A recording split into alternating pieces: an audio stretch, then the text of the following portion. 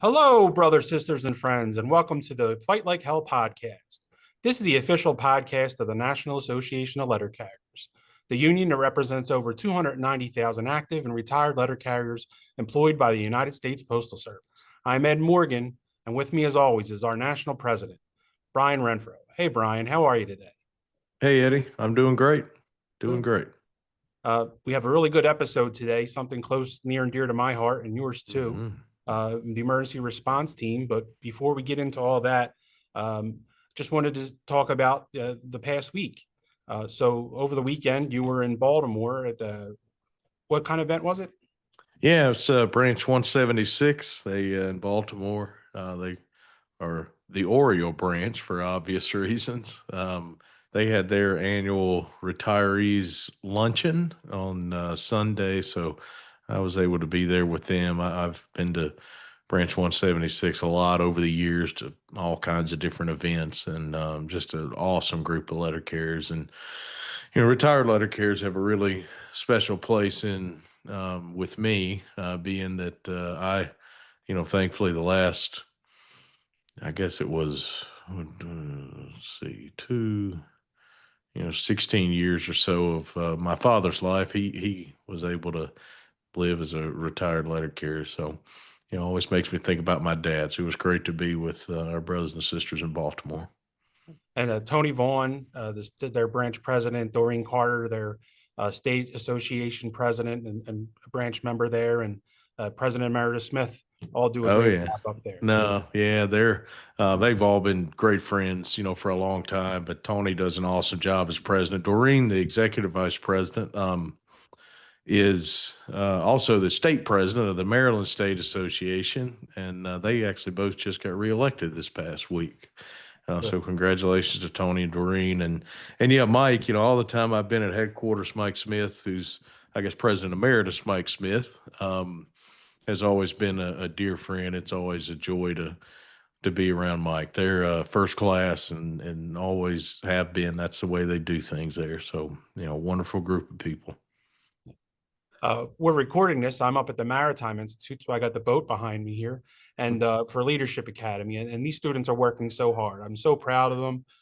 Just know that the future and the present are in really good hands with the people that we have here. These members are doing terrific work.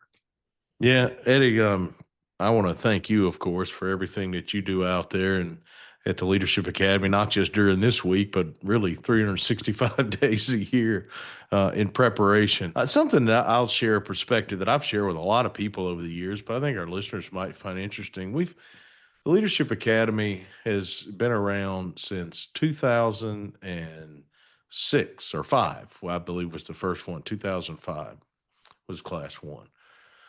And, over that period of time, I have fortunately been, heavily involved in or actually made the selections of the people that attend Leadership Academy.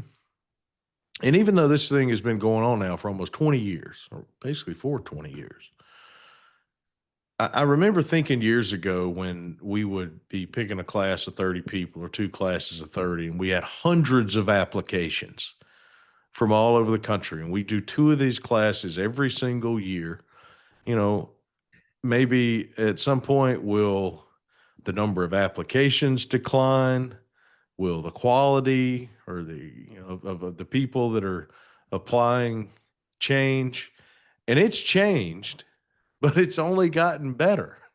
So every single year when we get more and more applications than the year before, and it becomes more and more difficult to choose those to attend the class. So I think, and that's obviously reflected in the people that we've had in the classes over the last several years. So the Leadership Academy is going strong. It's already, over that 20-year period, had a huge impact on our union, and it's going to continue to do that in the future because we have just a whole, I think there's literally thousands of members of the NALC out there that the investment that the Leadership Academy makes in them will be worth it for letter carriers long term.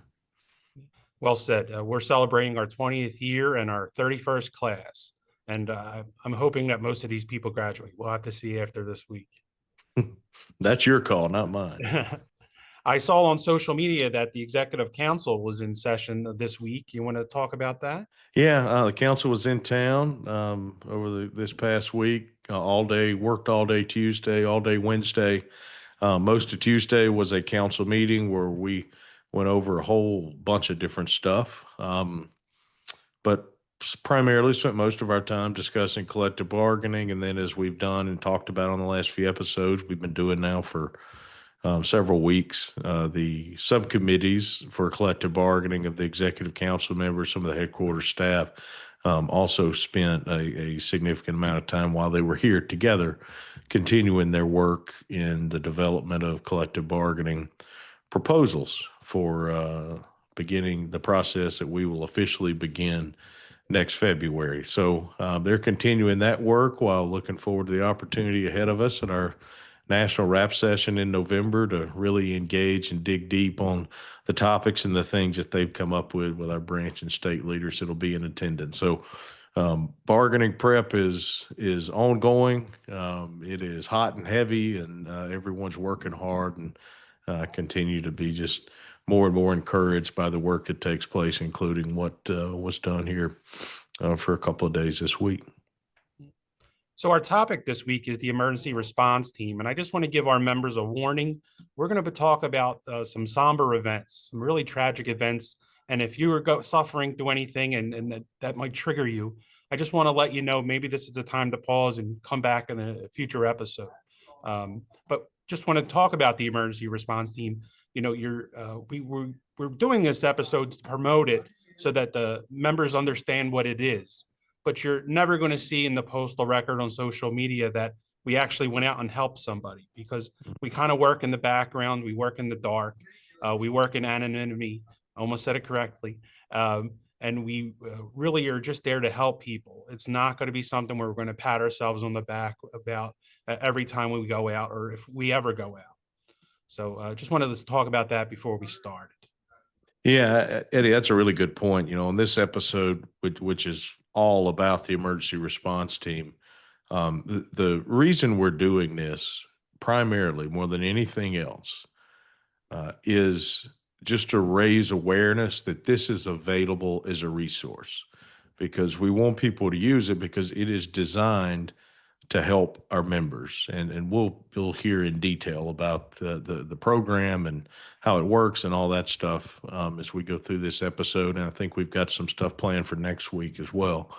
But as you said, it's never about, you know, you're never going to see pictures of what they're actually doing and interacting with our members.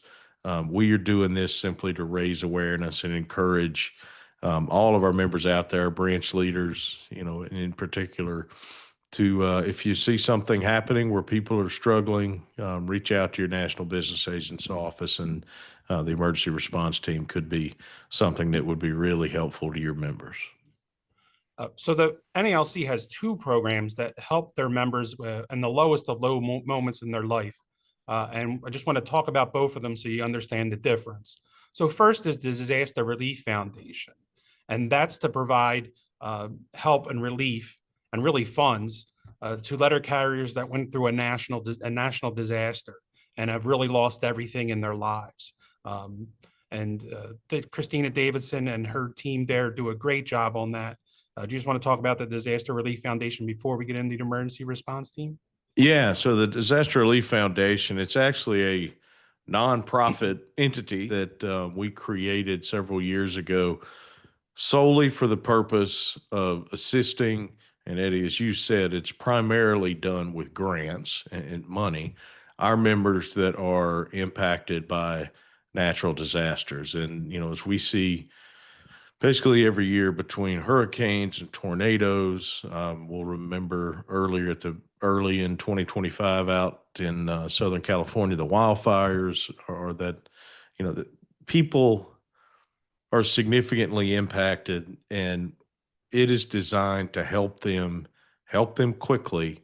And it helps them when they are going through one of the most difficult, if not the most difficult thing they've ever dealt with in their life. So it's a nonprofit entity that our members can contribute to. If you contribute, that money goes directly into the pocket of a letter carrier that is dealing with a lot of difficulty as a result of a natural disaster. But the Disaster Relief Foundation is all about natural disasters and assisting in the aftermath of those. Okay, now let's get into the emergency response team. You might see me look down a little bit because I have some notes here. I want to make sure that I get everything across that we need to talk to. So ignore my eyes if you could. So the ERT provides peer-to-peer counseling on the workroom floor when a member of that workroom floor goes through a tragic incident. And there's a lot of different tragic incidents that Manny Peralta and you will get into a little bit later in the episode. We're primarily there to listen, help them through this tough time, and then also let them know what benefits are available to them through the Postal Service, through the NALC, and through their health benefit plan, also the EAP. Yeah, it really started, as you said, Manny and I get into a lot of the details as to the mechanics of how it was built and that type thing. But the idea, like the initial premise of this that I had in mind was knowing that our union, number one, has this long history of helping members, obviously through representation in terms of collective bargaining, grievance arbitration, and members that are injured, OWCP representation. We represent them on Capitol Hill, anything that impacts their jobs, but also, things that impact people personally. We talked about the Disaster Relief Foundation, and it just starts with the premise that we know that NALC members, if we give them the opportunity and we give them the knowledge, the skills, the training, whatever's necessary to go help other members, they will absolutely do that. And, over the years, I think just in general in society, the impact of traumatic incidents in particular, the impact that can have on mental health, we've seen an increase in awareness in general. And I think that is a positive thing. And I think there's just, we think of the crime that's happened over the last few years. We've seen increases. Unfortunately, we've, lost brothers and sisters around the country, and helping them directly, helping their families. But it also has an impact on the people they work with and the people that it changes things that create difficulty. So what we wanted to do was create a program where on a peer-to-peer basis, our members could be trained. They could then go out and on a peer-to-peer basis provide support and assistance. And it's just become, such a, it's in times that are really difficult. It's become, I think it's fair to say, almost like a beacon of light in some ways. And just a way that, we harness the quality of our people, along with, the type of information and skills and that sort of stuff that's out there to, create those opportunities for our members to go help other members. So this episode is just all about letting you know this is available, encouraging people to utilize it, because we want our members, if it can help, we want to help them. And that is ultimately what this is about, is helping and supporting our members. Great answer there. Just want to go through what a basic deployment would look like. We never deploy until we get the approval of the branch president. We make sure the branch president understands what the program is, and we're going to come in. It's not some national takeover. We want to make sure that they understand that we're only there to help. We talk to the carriers on the workroom floor about that initial incident that happened and make sure we walk them through that and they're okay. While we're there, sometimes the carriers on the workroom floor might be triggered by this incident about something that happened in their past, or something they're working through right now. And it just, psychologically triggers them to start thinking about that and getting in a bad place. So we really help them with that. We're not there for an hour. We're not there checking boxes. We're not there collecting our check and going home. Like, this is a union, the same way your steward's there for you every time. When we send out a deployment, we're there until the job gets done. We're there for a multi-days. It's not an in and out kind of thing. We start with a stand-up talk. We go around to the carriers, explain who we are and why we're there, and we try to break the ice. Maybe talk about the carrier and some good times that they had with them, or some other techniques that we've learned with our doctor lading training. And you'll hear about doctor lading with Manny and Brian in a little bit. We then go around case to case and have that conversation, because some people don't want to talk in a group. They'd rather talk. And, no letter carrier feels more at home than in their letter case. So we go and have a conversation with them there. And if they're uncomfortable right there having that conversation, we'll find another place, because, sometimes the carriers next to you have some eavesdropping abilities, and you don't want to have that conversation on the workroom floor. So we'll go move into an office and have that conversation with you, because you're working through some tough times as a letter carrier when you have these things go on. So after the carriers leave for the street, we'd already try to set up a meeting with the family members of the affected victim. So we're there, we're not just hanging around the office. We're going out and try to talk to those family members to make sure that they got their rights and benefits taken care of, because they might not know the Postal Service or their health benefit plan or what the NALC offers. We come back and we are there when carriers start coming back off the street, because every letter carrier knows, and every one of our members know, letter carriers do a lot of thinking when they're out in the street. They have a lot of time to think. It's a solitary action, carrying mail. So they might have thought about it for a while, processed what's going on, and they might want to talk when they come back off the street. So we're there on the loading dock over by the time clock, or not the time clock anymore, but, we're dropping off their mail. And then we're just having those conversations. Hey, we're here if you want to talk. And we don't pressure anyone. If you don't want to talk, we say, hey, we're still here. Go away from here. We're not going to force you to talk. It's not like the mafia. And then we don't leave until that last carrier is off the street. And then we come back the next day in case a carrier was off and, or somebody actually slept on it. When you sleep on it and you have a different perspective in the morning, you're like, I think I really need to have a conversation about this. So we talk about it. And depending on the severity of what happened, how many carriers are there, this is a 2, 3, 4, however many days we need. We don't leave until that workroom floor is in a better place. Sorry, I'm hogging the spotlight a little bit here, but I just wanted to make sure that letter carriers understand and the members know what's going on. And then at night, if we didn't talk to those family members, we'll try to find a night visit and, talk to them whenever we get a chance to, if possible. We're not coming to take over this branch. We're not there to deal with any kind of grievance situation. If we do something that arises that the carriers are draw to our attention, we're going to take it straight to the branch president, just so they know what's aware about it. We don't do anything. We're and it's been very hard for our carriers. We had to break them of that habit. They never started doing it. But these were activists in our union, and they started as stewards and they worked their way up in the union. And now this is a different hat that they're wearing. So I just want these branch presidents to know we're not coming in and we're there to help the members, and that's it. So just that was my spiel on the ERT and what you can expect when we come in. Yeah, well done, Eddie. I think it's very well said, and you described a lot of important points. So we're going to swap roles here, and I'm going to be host.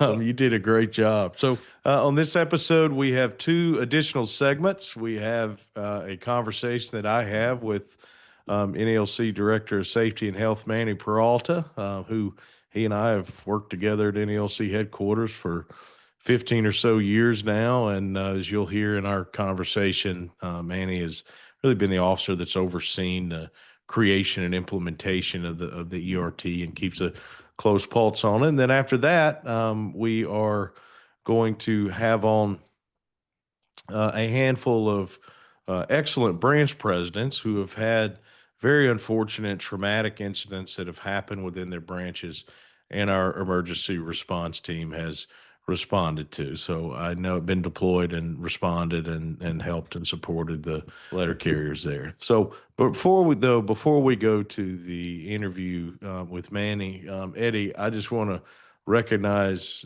you and just tell everybody that's listening out here Eddie is really the engine that makes a lot of what the ERT does go. When something happens and we want to deploy our ERT, almost all the time, the way that starts is we get a notice. Manny gets it, I get it, could be anybody else, maybe an NBA sends up a request. That all goes to Eddie, and I can say this from experiencing this, I don't know how many times at this point. Normally, for me, it's sending Eddie a text, and within half an hour, there are trained ERT members that I'm approving travel for to go where they're going to go help our members. And that's because he gets them, he makes sure they're available. He tells them, here's where you're going. He contacts the national business agent. He contacts the branch president. He loops everybody together on the same page. He makes it real clear to them. Here's the facts of what happened. Here's what you're going there to do. And it, to make any sort of, as a lot of you listening know, throughout all the different things we do in life, to make any sort of operation, if you want to call it that, work, it really takes somebody to own it and always take that responsibility. And Eddie, you've done just a wonderful job doing that. And most of our listeners know you here as a podcast host, and I just wanted and you're a good podcast host, but I just wanted to really compliment you and tell you how much we appreciate everything you do for a lot of things, such as Leadership Academy, but for this episode in particular, the work you do to be sure that this, and have done and will continue to do, to be sure that the emergency response team is successful. And the emergency response team being successful is based on one thing and one thing only, and that is whether our members who need help get that help. And that's ultimately what's happening, and you play a big role in that. So we appreciate you very much. Let's go to my conversation with Director of Safety and Health, Manny Peralta. We are pleased to be joined on the Fight Like Hell podcast by NALC Director of Safety and Health, Manny Peralta. Manny, thanks for joining us. Thank you, Brian. I appreciate the invite. Absolutely. I think probably most of our listeners know you and are familiar with you, but maybe just in case we've got some listening that are not, why don't you just give us a little, you got a long background, but give us a little brief history and leading up to what you do today. All right. I began my career as a letter carrier in Anaheim, California in 1979, October. Got involved with the union right away and became a steward in the summer of 1980. And I have been a union activist since then. I served as a steward, an EEO officer, and then for 6 years as a full-time officer at Branch 1100. Then I was appointed as a regional assistant by President Sombrato, served at the regional office for 16 years. Then I was elected as national business agent for Region 1. And in 2010 in Anaheim, I was elected as the Director of Safety and Health, and I've been back in Washington the last 15 plus years. So that's kind of my newbie on the scene here. Yeah, and I think you first came to DC after being installed as Director of Safety and Health in December of 2010, if I remember right. And Correct. I came a couple months after that and started working on staff in CAU, and we've been here doing this kind of, not podcast, but doing the work ever since. Right. So we got a great topic today that I know is near and dear to you and really makes up a significant portion of what you've spent a lot of your time doing over the last couple of years, and that's the emergency response team. So I really want to start from the beginning. A couple of years ago when we started talking about this idea, I guess at that point was in concept and talked about what, we saw from some other unions that maybe weren't exactly like what we thought we could potentially do at NALC. And one of those was our dear brothers and sisters at the United Steelworkers had a program in place that we kind of began with as a model. So why don't you take it from there and just talk about when we first started digging in and our experience with the steelworkers and going forward. All right, going to the beginning from my recollection is you had discovered in your conversations with your colleagues on the AFL-CIO committee that the steelworkers had something that they were doing for their membership. And you indicated to us that you wanted to send a group of us, Chris Henwood, Mac Julian, and myself, to attend that training. So that, I believe, was in August 2 years ago. And the purpose of us going to that training is to see what they do. And the plan that they had was quite different from ours. So I'm going to start with the technical part. There's this gentleman named Dr. Jeff Lading. He is a professor of psychology at Marymount University in Maryland. I apologize. I believe it's Loyola University in Maryland. And he makes this presentation where he is showing the audience the reaction of the psyche, as you will, following a trauma. And within about 20 or 30 minutes into his presentation, I just looked at Mac and Chris and I said, we got to do this. Now, with that said, the steelworkers, unlike us as federal employees, do not have an automatic workers' compensation program. So every time they have an injury, in order to get benefits, they either have to get their attorneys or the union's attorneys to file suit on their behalf to get as much benefit as they could. So the attorneys fund this program, and it differs from us, but it involves the OWCP that we have. They get it by virtue of the attorneys filing lawsuits and the attorneys funding the travel, and then teaching people how to help each other. Well, Dr. Lading gave what I believe to be about a 6 to 8 hour session that he does every other year with the steelworkers, where they refresh their recollection and pick up basic skills on dealing with someone who is traumatized right after a big event. And let's just talk about a major injury at work that ends up with the death of an employee, and it's how to help that employee's family and work through the trauma and that employee's coworkers. So when we came back, we had a conversation, you and I had indicated that I would like us to do the full training versus just the one-day training that Dr. Lading gave. So we reached out to Dr. Lading and found out that he does a 27-hour intensive course where he brings the parties together and literally teaches them what I labeled as anatomy and physiology, where he is teaching the audience how the body reacts to trauma and why we do the things that we do. And so he said we can set it up. And so what we decided to do at your request is reach out to the business agents and have the business agents identify 2 people from each of the regions, send us those names for us to review, for us to have you give the blessings to select them. And based on the business agents' choices, we had a group of about 30 people come in. And then we had a group of 5 of us or 6 of us from headquarters that went through the training, because we definitely wanted to know what the audience is taught, because they're going to go out in the field as our designees. And we wanted to make sure that we understood the program. And so it was Mac, Chris, myself, Tamara Twin, Michelle McQuality, and Ed Morgan. And so the 6 of us became the core group that manages it behind the scenes. We really, at headquarters, do not go out in the field on deployments, but we understand what everybody's going through, and as a backup process, we're there to help them.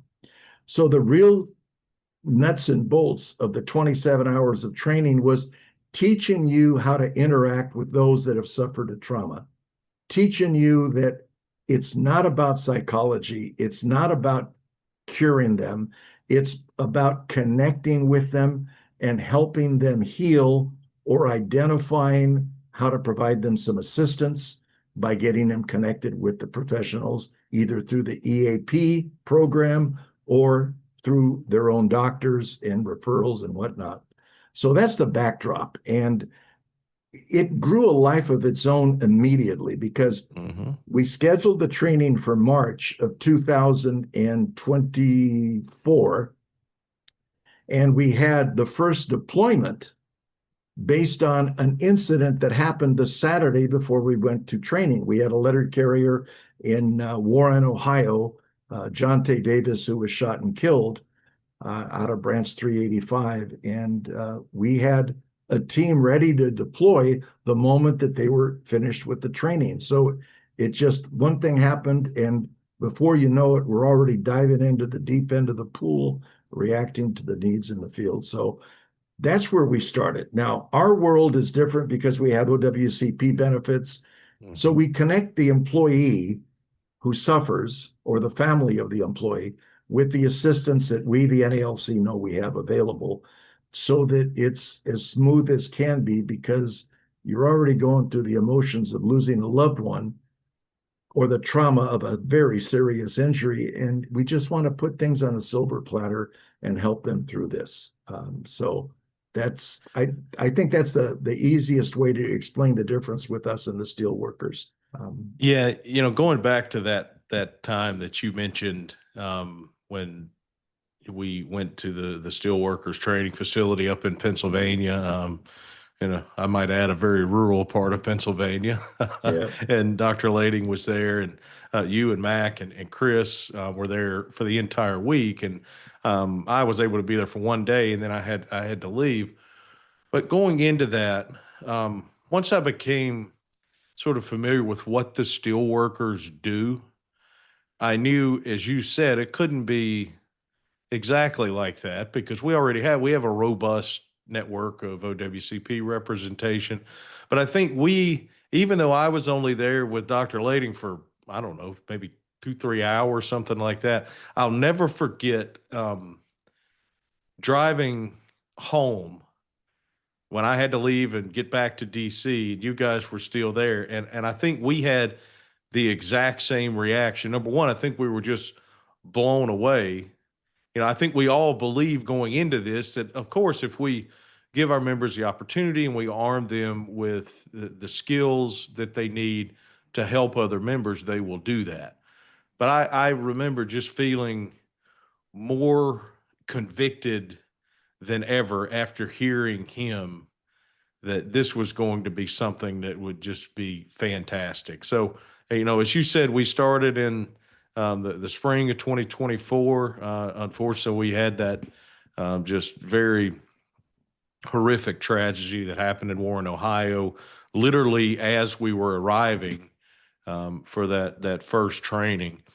And that initial group of 30, of course, has done a lot of work over the last few years, but we've even, tried to continue to look into the next phase of expansion. So why don't you just go into, beyond that initial group of 30, some of the further kind of more specialized education that we gave the people, additional training, and then maybe a little, Manny, about just the mechanics of how this actually works. When we have something happen and we have members that, are clearly dealing with a difficult situation, how that assistance actually takes place. Okay. I guess the easiest way is the steel workers reacted to a death or life-altering injury to their employees. And so we use that based on your guidance as the begin point. And we wanted to be cautious about going beyond that because we wanted to get our feet wet, get a little bit of experience, understand what needs be. And somebody, I think his name was Brian Renfro, indicated that we were going to start doing suicides right away. And so we did the deaths, the serious injuries, and diving into suicides. The hard part, and you've heard me preach this for the last 15 years, is we have so many of our brothers and sisters that have committed suicide. My count as of today is over 310 letter carriers have committed suicide since I've been in Washington, since December of 2010. And so there is a great amount of need of helping, because there's a lot of trauma with those that survive, with coworkers that survive. And so you made the decision to deploy there too. So that gave us a need to connect with the trainers to provide us some additional training, but the suicide training that we received pales in comparison to Dr. Lading and his presentation and the way that he does things. So we're still exploring what we got to do to fill in the blanks on the training, because we have a lot of information available as a union through the EAP program that we have. And it's just a matter of bettering the communication from headquarters to the field. But that first group of training, so let's just go to week one when we went to the training. Monday, Tuesday, and Wednesday, we got 27 hours with Dr. Lading. And everybody was asking us on week one, what is this plan going to be? What are we going to do? And we just told everybody, look, you're going to learn some skills from a professional that is a certified instructor for a company called the International Critical Incident Stress Foundation, ICISF.org, in case anybody's interested in going to a website and reading a little bit about what they have. And so he taught us a skill set on how we deal with the trauma that we are out there to help with. We don't know what it's going to look like. We are going to deploy, we're going to react, we're going to send in at least 2 people a pair to deal with these issues. So it's just a matter of a little bit of practice exercises, a little bit of interaction, and literally drawing on a blank wall what it's going to look like, because we had no experience. And our plan was completely different from what the steelworkers were doing. So we were adapting that tool to our world. And so we got some additional training, the suicide training, in September of 2024. And then we had a second group that we pulled in April of this year. And Dr. Lading gave the 27 hours that we got the first time. And then it was a matter of melding the 2 groups together, because unlike year one, now we've got a year of experience behind us. We've deployed a great number of times, and that experience helped the incoming group understand what we're doing by interacting with the group that had already gained some experience. So I was doing some numbers, and as of today, we have deployed for over 75 events. We've deployed in a number of suicides, a lot of deaths caused by employment.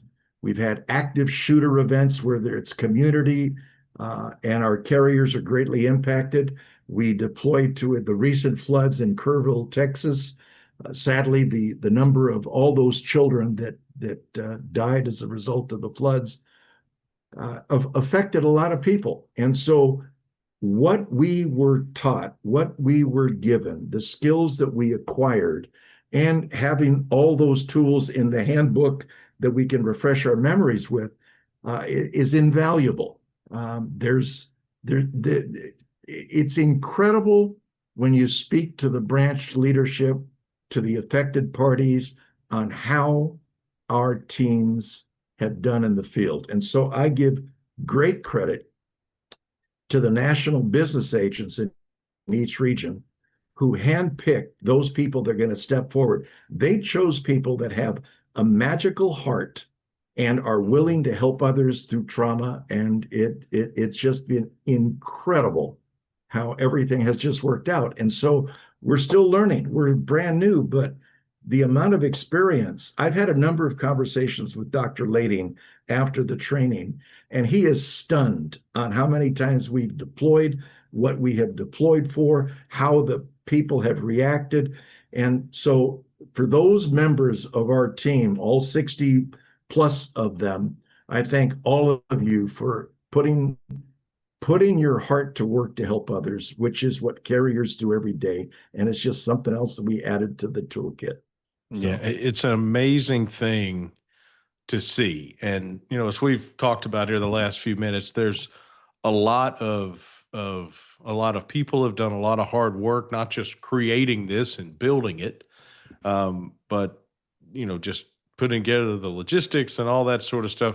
But I think what you hit on is most important, and what makes it really special, and what makes it help our members that are dealing with difficult circumstances so much is simply the quality and the dedication of the people that we have trained and paved the way to give them this opportunity, but they really are the ones that we get them there, but they are the ones that make the difference. And we have just a wonderful, wonderful group of people. So Manny, let's, often, unfortunately, we around the country, get reports and find out about traumatic type events that have happened, several of which you've talked about, in terms of accidents, obviously the just horror that comes from occasionally losing a brother or sister.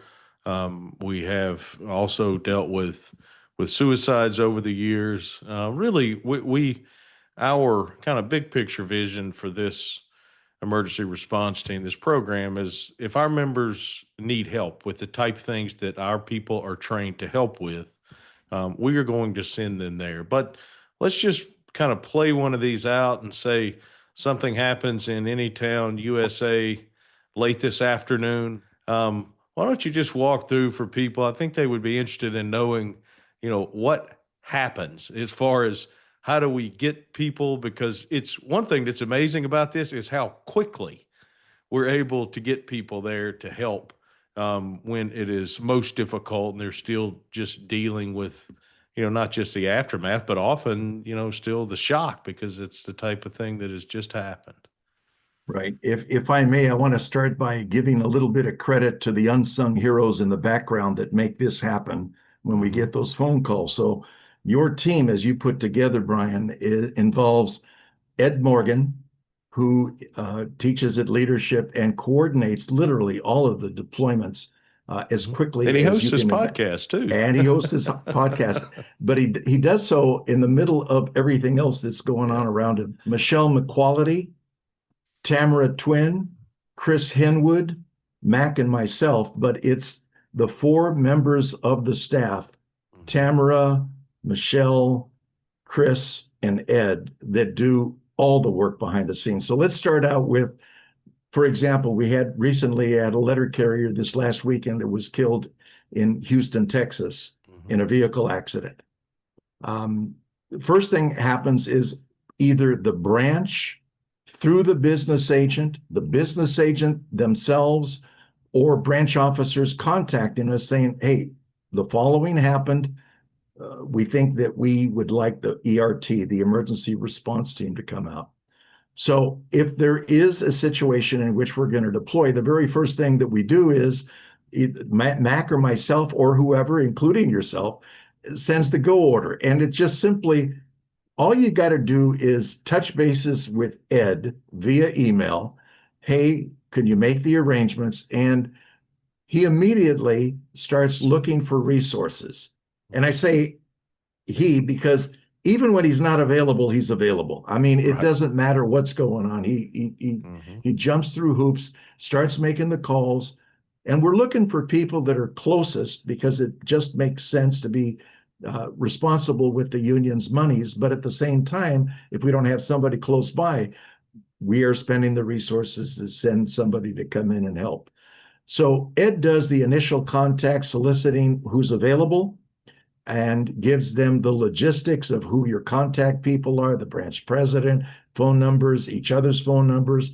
And then we submit a travel authorization that comes in. Somebody on the team submits the request for travel authorization. We approve the authorization. It gives them the travel papers so that they can contact our Metropolitan, who is our provider for booking all of our travel. And before you know it, they're already making their contact with the local people, getting themselves together. It's almost like they, the team, are taking a deep breath, connecting with each other, saying, okay, this is what we're facing. How are we going to do it? Because that all goes back to the training.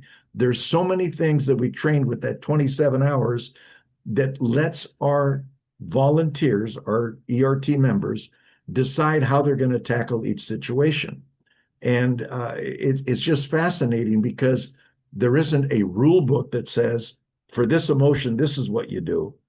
there's a rule book that says these are all the things that happens to the body and the mind, and be prepared for any of them. And you guys are going to figure when you get there how you're going to do it. Then separate from that, Michelle generally sends notification to the post office that we are going to deploy to a specific event and the purpose of it. And so when we started this program, and I'm talking about last year, when we started this program, it was brand spanking new to management. And it was just another one of those things that damn union is doing that creates the conflict. And so part of what we conducted in the training is make it clear to our team, you are not there as union representatives. Leave that hat at home. You are there as emergency response team members that are going to go out and deal with a traumatic event and help people work through it or connect them with the help that is professionally available. And a lot of the success is that peer-to-peer contact. We as letter carriers can connect with letter carriers better than any other experts because it's the nature of what we do each day, and everybody's familiar with it, and we just help each other. So Michelle sends notice to management. Initially, there was, who are you guys? What are you doing? Why are you here? Pushback, pushback, pushback. And little by little, some of the managers realized, wait a minute, they're not dealing with grievances. They're not investigating what we did wrong. They are helping to heal what's broken on the floor because they lost a coworker or a serious injury to a coworker or threat to everybody. It's just fascinating. And so the logistics are, it just happens. The phone call comes through, we send out a go order, and the staff just takes care of it, and on they go. So I don't know how to better state that. It's just a little bit of magic with letter carriers carrying for letter carriers. Yeah, it's been, and as you mentioned, we've had over 75 deployments in the roughly year and a half or so that we've been doing this, and I'm no math whiz, but that's almost one a week. So yeah, it's a lot. It's a lot. A lot of people have played a part in this, but I think you mentioned the six of you and Mac, our assistant secretary treasurer, and then Eddie, Michelle, Tamara, and Chris really are the core group that day to day ensures that this happens. And you're absolutely right. It's in times of difficulty and things that create sadness and often shock and just all sorts of trauma. I know when, we have something happen around the country and you and I get, a notification of it, it hits you. And I think it is very much reflective of the history of our union that we have been able to put this program into place, that when these bad things happen, we're there to help our members. So we're really excited about the future of it. We're going to have right after this a handful of our branch leaders from around the country that unfortunately have had these type of incidents happen within their branches, and hear from them about their experience with the emergency response team. And I know you and I get a lot of opportunity as we travel around the country and just in our day-to-day activities to talk to people that we've trained and serve on the emergency response team. And they sort of without fail, at least I hear from them how it helps them to be able to go and help out other people. Just an amazing group of people. So we'll hear from the branch presidents, but I'm just generally curious, and I'm sure our listeners would be interested to hear on what has been the type of feedback that you've gotten from the program over time. As at this point, after a year and a half and that many deployments, we've got really just sort of a wide array of types of incidents that have happened, A bunch of our different trained members of the emergency response team have been deployed in a lot of different locations. So why don't you give our listeners just some idea of the type of feedback that we hear after they've visited workroom floors and tried to help our members out? Okay, I was thinking about the final thoughts, and the reality is the final thoughts is this is something that grows with every experience we encounter. And Exactly. we have no clue what tomorrow gives us, but I have learned more from our team members that have gone out Yep. and reacted to events than Dr. Lading could possibly have taught us. Exactly. And it's just using the nature of that heart. It's tuning in when you're there, listening with all of your attention and your heart, and adapting to the need. Because the reality is, you can prepare for anything, but it's how you react to the problem when you're there with the problem. And the barriers have lessened. Other crafts have clamored for how come others are not doing this for their membership. And it's just something we chose to do. And our experience has proven it was the right thing to do. So final thoughts is there is no final thought. It's fluid, it changes every day, and we learn something every day.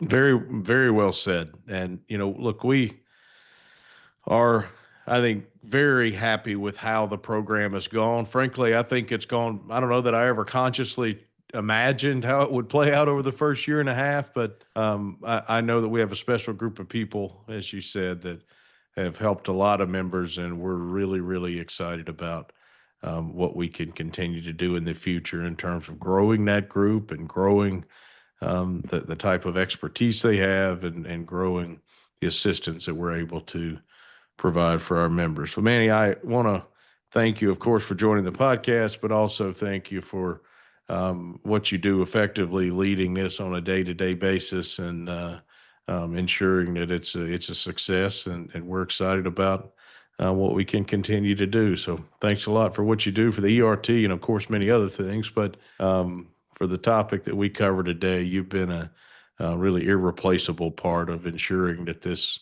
has been a successful effort, which it definitely has been. So thank you for that. And thank you for joining the Fight Like Hell podcast. And I want to thank you tremendously for doing what we're doing. And I want to thank the members of our team, Ed, Chris, Tamara, Michelle, Mac, everybody has pitched in every way they possibly can. And I thank them because they make it work. So thank you. Yep. Thanks again. We got a great group of people.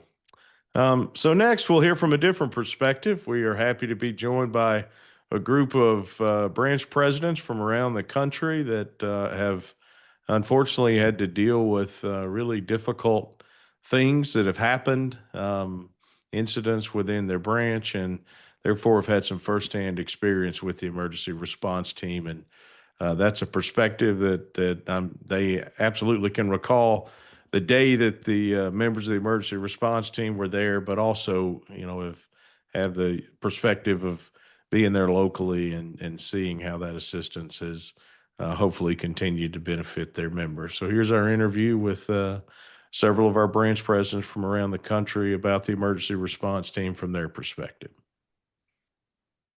Corey, Mo, Ted, Sandy, welcome to the Fight Like Hell podcast. We appreciate you guys joining us. I think while I could introduce you all, you're all folks that we know very well, dear friends and excellent branch leaders from around the country. I think it'd be better if our listeners heard from you. So we'll go in no particular order and just ask you to introduce yourself. Tell us where you're from. Tell us what you do, and we'll roll from there. So, Mo, let's start with you.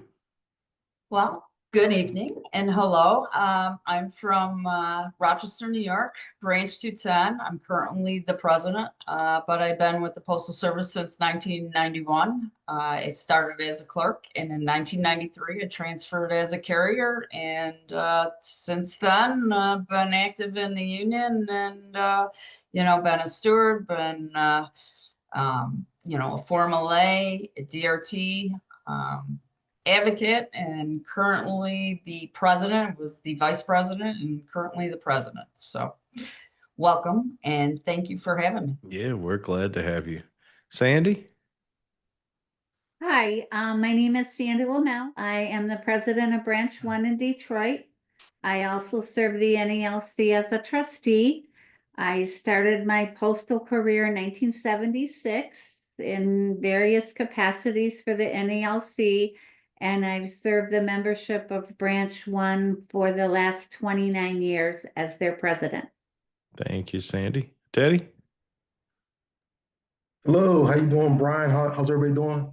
All My name is right. Ted Lee. I've been a letter carrier since 1994. I've been a casual, I've been a TE, I've been a career since 2000. Got started in the union about 2004 as labor counsel, held other various positions, became a steward in 2009, held all types of other positions in the union. Currently, I'm the president of Branch 84. It's been 9 years since October 1st, 2016, and just love the union, love the NALC. It's almost bleeded. So thank you, appreciate it. Thank you, brother. And Corey, finally, your turn. Oh, I'm Corey Grotte, currently the branch president out of Eau Claire, Wisconsin, branch 728. Started my postal career in 1997. Been active in the union since 2000, and I have been the branch president for 18 years here.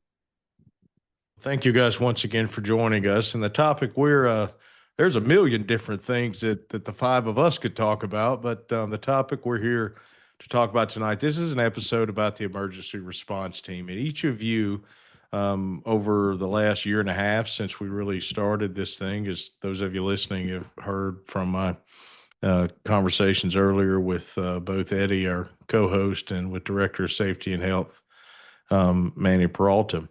It's been going for about a year and a half, as I said, but each of you has had incidents happen in your branch, and the emergency response team has been deployed into your branch. So you have a different viewpoint of what that emergency response team does to serve our members. But before we get into like the specifics of each of those, I want to get from a couple of you, what are your recollection of the first time you heard about the ERT, or just a little history, maybe even prior to, if it was before the incident happened in your branch, but where did you first hear about it?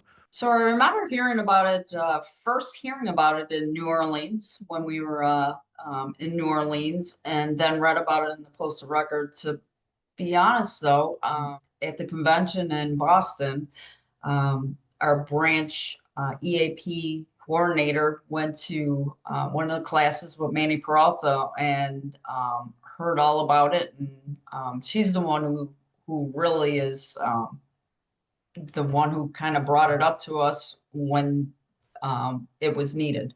So It's interesting that you remember. So that rap session in New Orleans, the national rap session, was in November of 2023. And I don't remember exactly, but I think that may have been the first time we had really publicly, if you want to call it that, with all the branch leadership there, had talked about it, because it was sort of under construction and under development. And as we talked about earlier in the episode, we really got it going in March of 2024 with the initial training and deployment we had in the state of Ohio.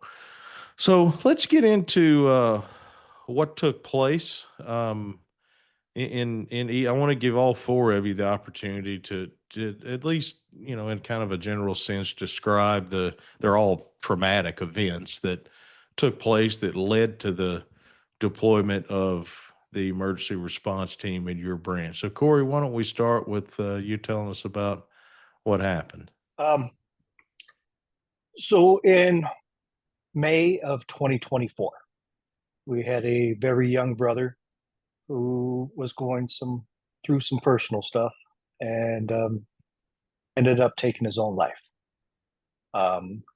Unfortunately, very young, had 2 kids. And it was devastating to the workroom floor because he was one that was really liked. He was the guy that would come in, good morning, how you doing? So it really hurt us emotionally as a postal family when that happened. And we all kind of came together. And first thing that came to my mind was contact my national business agent. Just before that, in March of 2024, at the Region 7 training sessions, we talked about the ERT. And then here it is, 2 months later, this happened. So it was all fresh in my mind. Patrick Johnson, our NBA, walked me through it, said he would call up National, run it through. And the next day, we had the team on our workroom floor. Yeah, I remember that like it was yesterday, because if I recall, that regional training that you mentioned was like, I think it was immediately after we had the first ERT training, where we had the first 30 people there. And obviously, you have awesome folks from Region 7, which you'll get to probably hear from on this podcast in the future. We're ready to go. No, we, as Manny and I talked about, suicides are, something that has really wide ranging impacts. And I know, Corey, I know you saw that firsthand. Sandy, why don't you fill us in on what happened in Branch 1 that led to the deployment of the ERT? So we've actually had 3 different incidents that involved 5 different teams. 2 of them were very tragic automobile accidents that involved multiple people and multiple units. And then we also had a suicide. Our first one involved 2 young female letter carriers who were involved in a very tragic car accident overnight. One of them was a letter carrier out of my branch, and the other one was a letter carrier out of branch 3126, which is our neighboring branch. But the mother of the young lady in 3126 was also a station manager out of my branch. So we had lots of different pieces moving. Our letter carrier, they did not, we saw the news that morning about a very tragic accident in the east side of Detroit. We had no idea it involved letter carriers. Both girls were out on their own time. Our letter carrier, a very young mother, and a patron came to the Mount Elliott post office and told the station manager that her letter carrier had been killed overnight. We had no knowledge because that was her NS day. So by her not coming to work, we didn't know that those were letter carriers. We also knew that when our manager at the Redford station came back to work, the letter carriers at Redford were going to need assistance in how to help their manager come back into the workplace, and that it would be different for her. In the other one, we had a Southfield letter carrier, the other incident, out on New Year's Eve with his cousin. They were in a car accident on the freeway. He got him and his cousin over to the side of the road. They had no way to call for help because their cell phones were left in the vehicle, and he went back across 4 lanes of traffic to retain a phone, and he was hit by another vehicle. He carried mail at Southfield with his brother. People often thought they were twins because they looked so much alike and were the same age and proximity. And then his father carried mail at Hazel Park. So once again, we have multiple offices feeling the hurt, the loss, the pain. And then we had our Grosse Pointe letter carrier who tragically took his own life, and a team was deployed. So in all instances, I contact my NBA. David asked if I thought that we would want the ERT to come out and help us through this. I told him I would check with the NALC out on the workroom floor. They all were very receptive to that. And the next thing I knew, Ed Morgan was calling me and the teams were en route. Yeah, it's interesting that you mentioned, among the incidents that you mentioned, that there are different circumstances, and we've seen that we've deployed to over 75 in response to 75 incidents around the country. And sometimes there are things that happen on the job. Sometimes there are things that happen off the job. But the impact on our members are the same in terms of what the ERT is there to help with. Mo, why don't you tell us about Branch 210 and what's happened that led to the deployment of the ERT? So it was September of last year. I think it was the 22nd of September. We had a young gentleman who was relatively new, became career in 2023 in one of our stations with 3 zip codes, but he was one that, kind of like Sandy and everybody else, he was one that was jovial and everybody loved. And we had a senior zone in there and a junior zone in there. So he was just one of those ones that everybody looked forward to and joked and had fun with. But it was a Sunday that we found out that he was driving and became unresponsive. Not sure, with some sort of natural causes. The station was called, the managers were called, and then he had friends in the station. And so by that Monday, he was unresponsive in the hospital, never woke up, and by that Thursday, passed away. So in the meantime, we were trying to help the family. Talk to the letter carriers in the station, and I'm going to be honest, forgot about the ERT.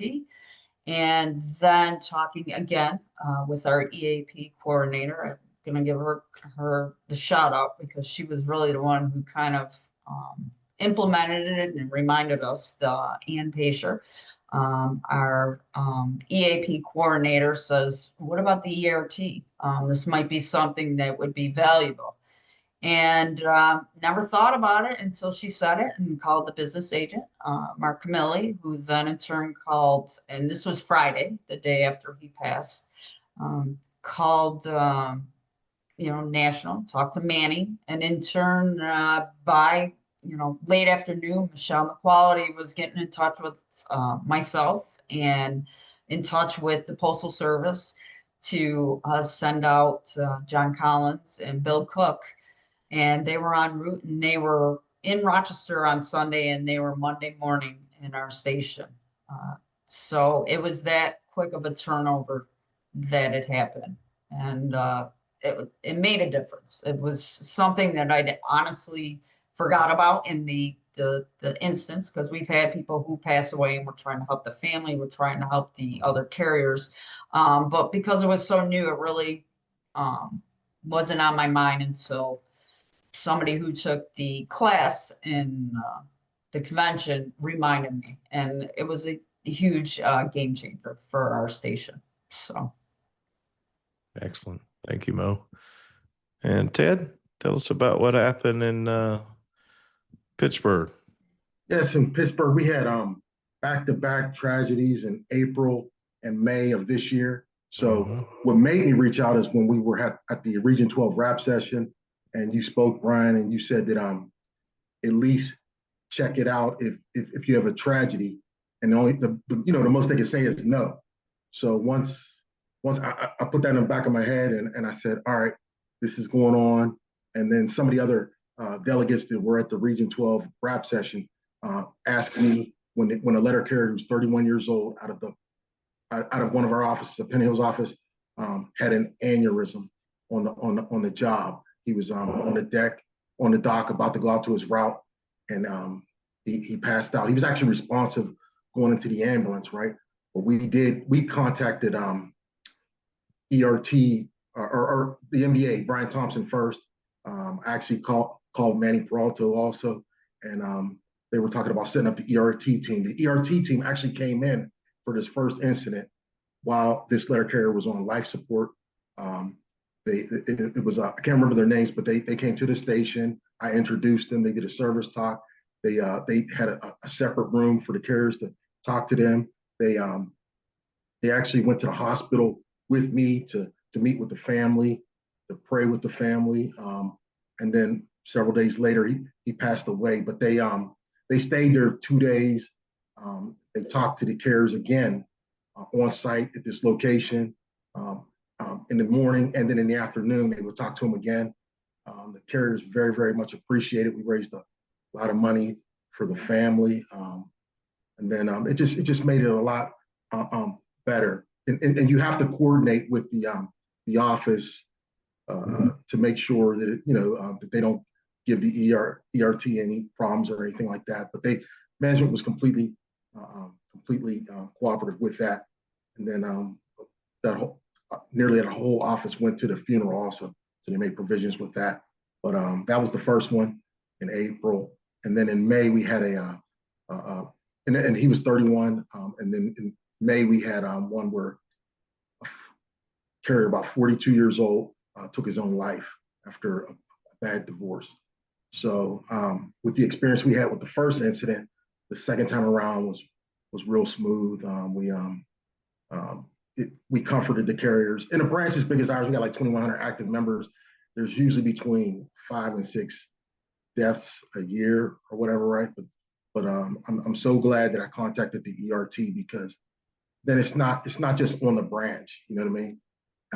You have the national letter carriers that come and help you get through the process. I can't thank this process enough for how they help the letter carriers. They help us too, because the first guy, the 31-year-old, he's the funniest letter carrier I ever met. All right, period. Every time I went in the office, I would say, "You got a joke for me?" And then he would always say, "You're not here for me." It's like some people look at you when you're there. What did I do? I said, "No, you didn't do nothing, Chris." But I used to tell him, "You're not doing the right job. You should be on like Def Jam or some comedy or something." He's the funniest letter carrier I ever met.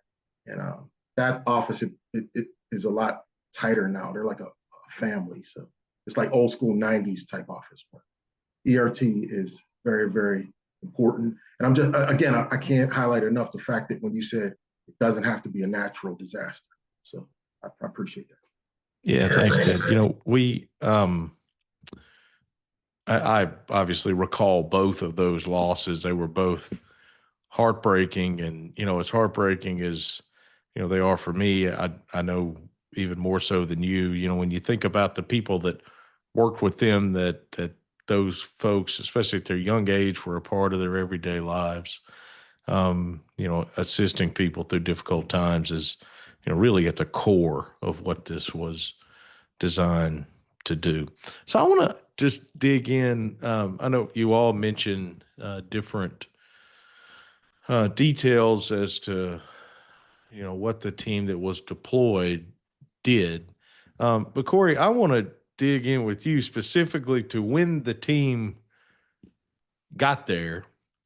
They show up at the office, the workroom floor. Why don't you just describe a little bit about like what they actually do as far as going around and talking to people and how they helped out when they got there. All right. So I received the call the night prior that they were coming in. And I worked it out with the station manager, postmaster, what was going on, what I needed. The conversations with Belinda and Brooke made things simple. Try to get us a room. We're going to want to give a safety talk. We want to talk to carriers one-on-one, things of that. I relayed all that information to the local management team. I had no resistance from management at all for this incident. So they came in the morning. I introduced them.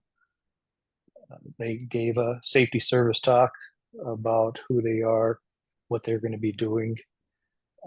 And then we kind of, go out and do your vehicle checks, go out to your case. Once people got to their case, both Brooke and Belinda, they kind of took separate zones, walked the workroom floor, talked to carriers one-on-one. How are you doing? How did you know them? How tight were you guys? Do you want to talk about this? We can talk about it here if you would like. We can step in the back room if you feel more comfortable. And we had carriers that did both. They would talk openly right there with their feelings, let their emotions show. Everybody was showing emotions on the floor. And then you had those carriers that would prefer to go behind a closed door and have a conversation.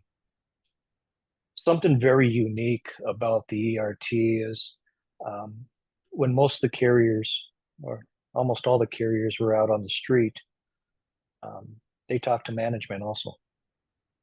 I know that's something that really isn't promoted much, but if management feels guilt or anything, where's that going to be taken out on? It's going to come right back to us. So they did talk to them. Anybody that was in the building that wanted to talk, our custodian, the clerks, the rural carriers, we're all in one building. That evening they stayed, talked to some more on their way carriers that came back in. The next day, we met with family. The family actually wanted to come into the post office, not to talk to the workroom floor or anything, but they wanted to be in the back and talk to myself to figure out next steps. What do we have to do because of his passing? ERT kind of took the lead, explained everything that the family needed to do. That evening, we organized what we call the last letter, where every postal employee that wanted to drove. Well, first you wrote a note to the family. How did you know him? What do you remember about him? And we drive a postal procession to his house with the family out front, and they stood with the family as we did that, just because it is so emotional. They also went with us to the celebration of life. A lot of postal workers were there. They spent time there. And then, that was kind of the 2.5 days that we had with them. So it all went into effect. I will say that the second day, they did talk to all the carriers 2 days. So it was the first day, and then the follow-up for anybody that was off on annual leave or anybody that just felt like opening up more, wanted to talk more. There was no time limit of how long you could talk to them. You just talked and let things off your chest. After all that was done, they checked on the branch officers. As you know, we carry a lot on our shoulders also. And how are you holding up? Let's talk. And, growing up as a Gen Xer, you just kind of bottle things up. And I will tell you, those two ladies, they made you talk, got things off your chest. And it was just amazing how you can almost feel lighter of just talking. So it's a great thing. I totally 100% promote this. I always say that this is a team that you never want to see, and I wish you guys would have. I wish we as a union would never have to have a team like this, but it's something that helps. It's something that's great, and it's something that should be promoted for other brothers or sisters that have these tragedies in their office. Yeah, thanks, Corey. And I think everybody listening would 100% agree with that. We really, it'd be great if we didn't have these kinds of things happen. But the fact is, when there's 200,000 plus of us, in all 50 states and every city and town in America, things happen. And one of the just primary functions of a union in terms of representation, and our union's long, proud history of just simply helping members, helping them when they are in the most difficult of times, I think is particularly important. Sandy, I know earlier you mentioned that you've had multiple teams. You've had a lot of different members of the ERT come to Branch 1 and assist assist the letter carriers there.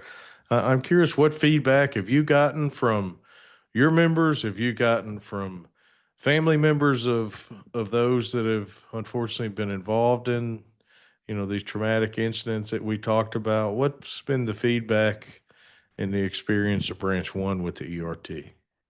So our membership on the workroom floor, very receptive to the fact that there's people who care, there's people who have compassion, there's people who just have their love for their fellow brother or sister. Working with the family, once again, each case was individual. Some families were more receptive to having the team come in. We made arrangements, and it also depended on the dynamics of the family, whether we were dealing with immediate family, a spouse, young children, whether we were dealing with a sibling. They were very receptive to somebody coming and sitting down with them, not only in just holding their hand, putting their arm around them, letting them know there's other people here to help them, but also knowing that we're going to be here when we're not physically here, but you can reach out to us with whatever you need as you navigate through the postal service and some of the benefit piece. I think something that resonates with me too, I remember when my steward was killed in 92, and it was shortly after my own brother had passed away unexpectedly. And it seemed like losing my steward at the work site affected me much differently than when I lost my brother. And a very good friend said to me, "You're born into your family. You handpick the people that you let get close to you. And sometimes those people that we work with and spend many hours and many days with fill a very important part in our lives, and we don't even know that. And sometimes it takes somebody talking to us to let us know just why we feel the way we feel." We had a lot of experience and kind of like I've heard here tonight, it's, you don't want the team to have to come and see you, but you sure appreciate it when they do. And, now I have a member of my own branch who's joined the ERT, based on some of what we've experienced in the branch and the training that she has gotten. In fact, she went out, uh, uh, another team came in when we had our carrier who took his own life. Another team came in, but she kind of shadowed them, because it was going to be kind of close for her to go out there on her own. And the team that came in, the young lady on that team, her son had actually committed suicide. And then here she is now, as a letter carrier coming out to help us as we helped our members go through the loss of our brother. No, that's excellent insight. So Mo, you I think said something really interesting earlier, that when this tragedy occurred, you didn't immediately think of the ERT, which is, there's lots of things, when there's a lot going on when something like this, happens that you have to deal with. And, on top of just normal emotions and that type thing.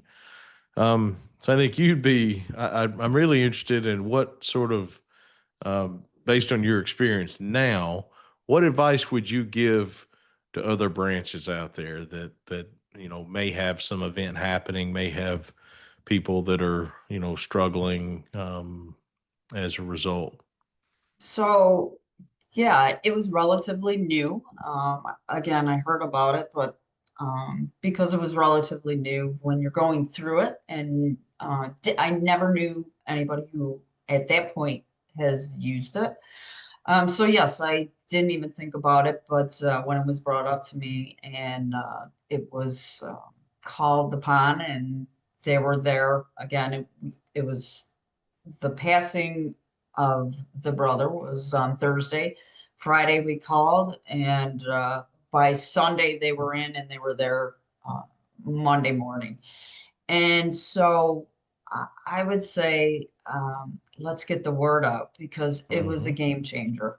I, we're used to, with, being, probably all of us have been here for a few years and just used to, doing what we do, helping the family, whether it's giving the benefits for the family and whatever we need to do is, whether it's called, HR or OPM or whatever we need to do. We're used to doing that and going into the stations and talking to our fellow carriers. But this was something that that I forgot about or didn't think about, but was definitely eye-opening. So when they came in on Monday, I talked to them on Sunday. They were there Sunday night, and we were discussing, and they got some information on the family and on the young gentleman that passed away. And I told them I would meet them there. Me and was Kenny Montgomery at the time. We were going to meet them there at the station Monday morning. And we were just there because we didn't know how the carriers were going to react. We have, bottom line, strangers coming in and just, hey, you want to talk to these people, they're carriers, they're retired carriers, and, they're here to listen. So we kind of went in there, everybody was kind of numb. And we did a stand up in the morning, and me and Kenny talked and just said, introduced them. And then they spoke and says what they were about. Same thing with Ted and Corey, and Sandy said that they were there to either talk to them privately, or if you want to just say a few words, or if you don't want to say anything, they were going to be around. And we kind of just reiterated who they were. But the big thing that I didn't want to do, because I think what we forget, that some people are just more comfortable of talking to people they don't know. And so we kind of introduced them. This is what they were going to do.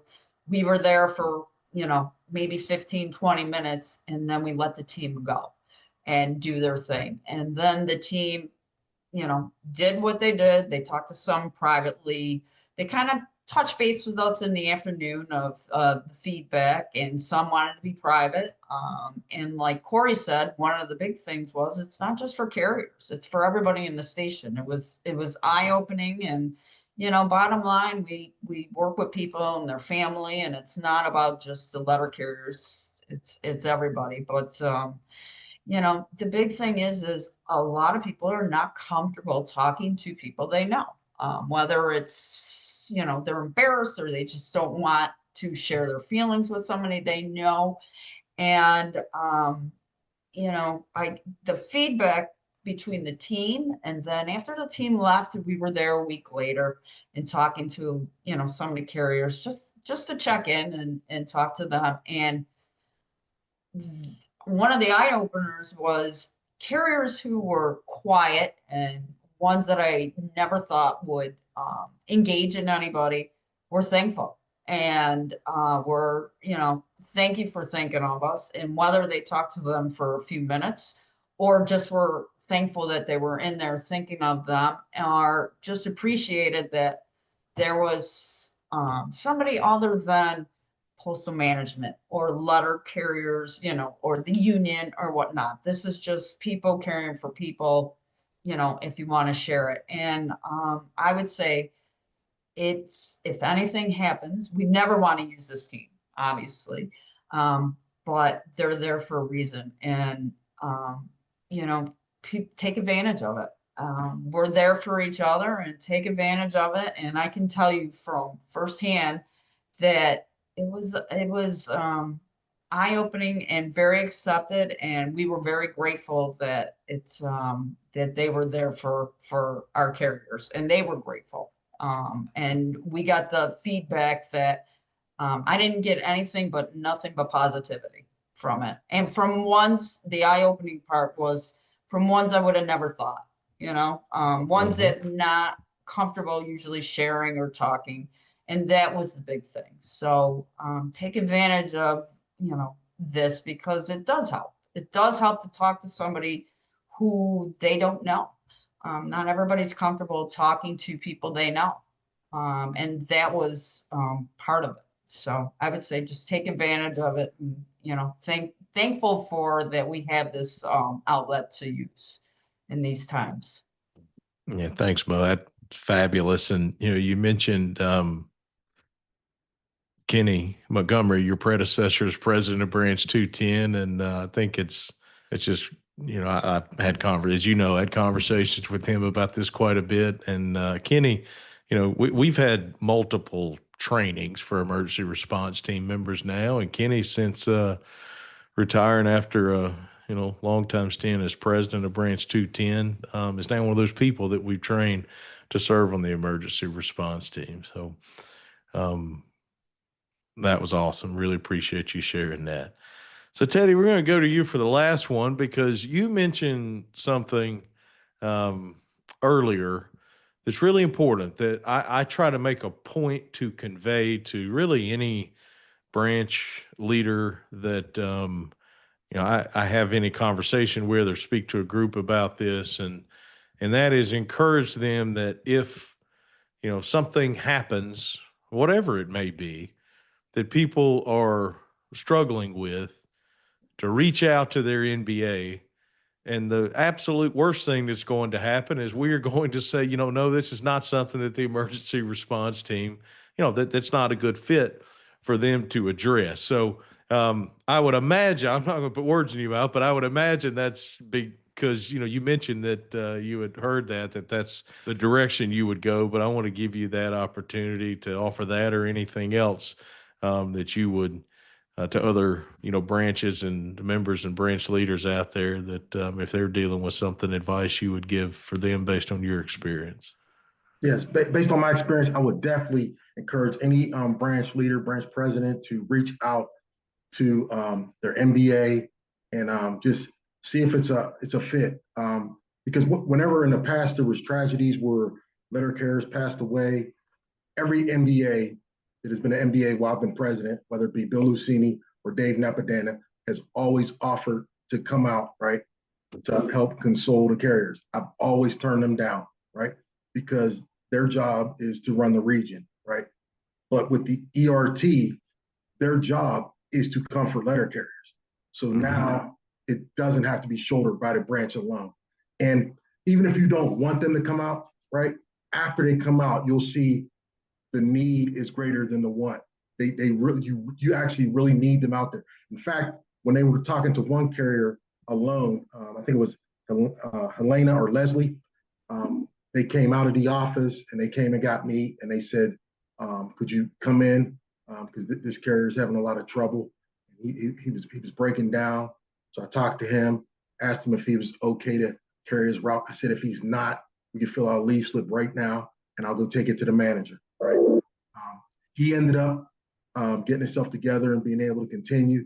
But that's the stuff that the people on the ERT can pull out of carriers that they might not say to me. So I definitely would encourage anybody, at least contact your MBA and see if it's appropriate. And then you'll get the call from Ed Morgan and and it's beneficial. Thank you. Yeah, thanks, Teddy. I really want to thank the four of you. Look, it was powerful, I know, for me to hear these stories, and I knew the stories already. So I know for our listeners, this will be something that's very powerful and inspiring for them to hear. Of course, all four of you are excellent leaders and do a lot for letter carriers in your branches and beyond. And appreciate you for everything that you do. And thanks a lot for joining the Fight Like Hell podcast. Thank you for listening to this episode of the Fight Like Hell podcast. Please subscribe to the podcast so that you don't miss an episode. And please share this to all our members. You can follow the NALC on social media on Facebook, X, and Instagram. You can find our links to our accounts on the description below. May your steward be by your side, and may the union have your back. Thanks for listening. See you soon.